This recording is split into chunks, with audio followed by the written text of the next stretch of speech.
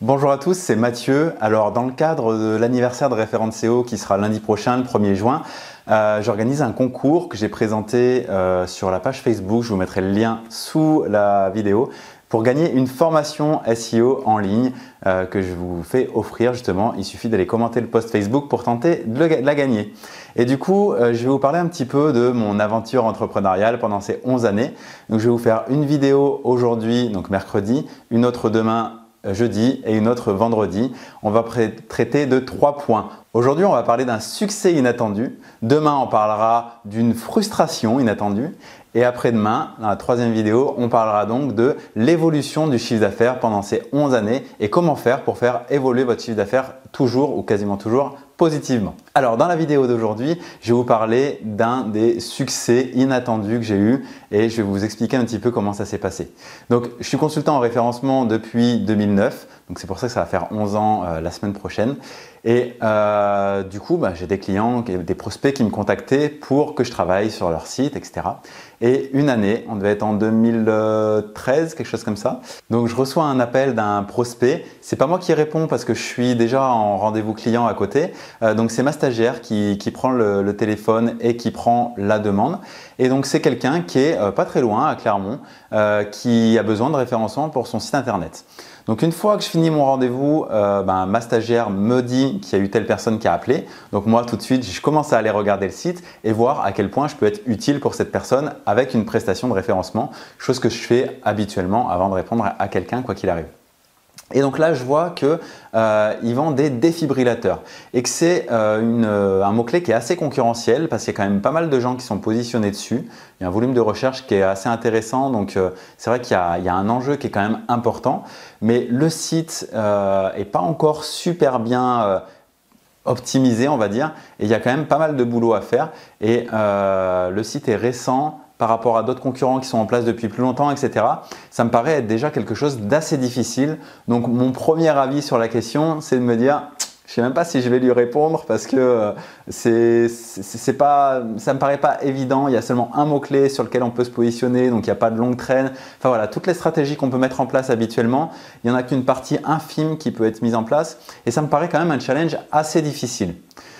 Bon. Je décide quand même de rappeler la personne pour voir avec elle ce qu'elle en pense, lui faire part de mes premiers retours, etc.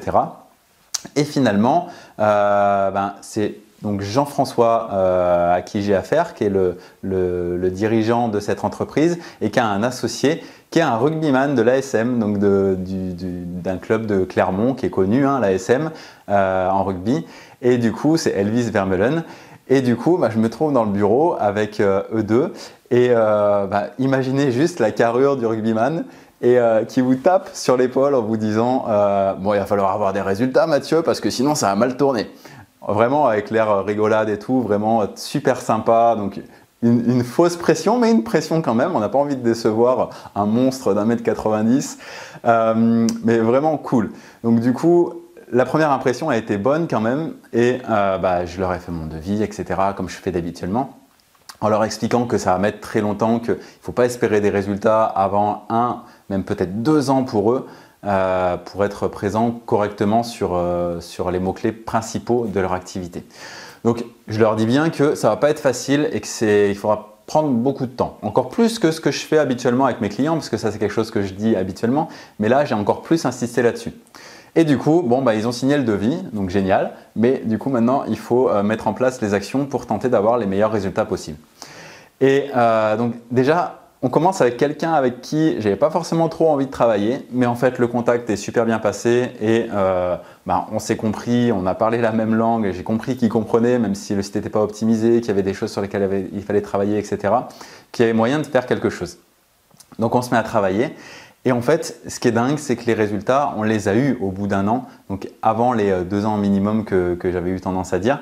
On a eu des excellents résultats et ils sont même passés premiers sur le mot-clé principal, même premiers de tout le web sur leur secteur d'activité. C'était vraiment le site le plus visible à ce moment-là. Donc ça a été vraiment une super occasion de faire du boulot de référencement correctement. Donc vraiment très très bonne expérience. Depuis, j'ai même construit des liens d'amitié avec Jean-François, le patron, qui a créé une autre entreprise dans laquelle j'ai été associé. Enfin voilà, on va souvent manger au resto ensemble, etc. C'est devenu vraiment un ami. Donc en plus de ces liens de boulot qui se sont construits, s'est construite une vraie amitié, une vraie relation solide. Et c'est juste dingue comme une situation peut évoluer à partir d'un client pour lequel on hésite à vouloir travailler et finalement qui se transforme en une très belle réussite, en une très belle aventure humaine et qui continue au-delà de l'aspect entrepreneurial. Donc c'est vraiment bluffant comme on peut remonter à une histoire et voir ce qui peut se passer en fait. Qu'est-ce qui se serait passé si je n'avais pas rappelé ce client, si je lui avais dit simplement par mail que je sais pas, que j'avais pas le temps de m'occuper de son cas, etc. Il ne se serait pas passé tout ça. Et c'est juste dingue de pouvoir faire ce constat. Voilà pour la vidéo d'aujourd'hui. Alors demain, on se retrouve pour une frustration inattendue cette fois. Donc c'est un petit peu les choses dans l'autre sens. Vous verrez que c'est quand même assez fou également ce qui s'est passé. Et n'hésitez pas à aller participer au concours pour gagner votre formation de référencement. Le lien sera sous la vidéo. À demain!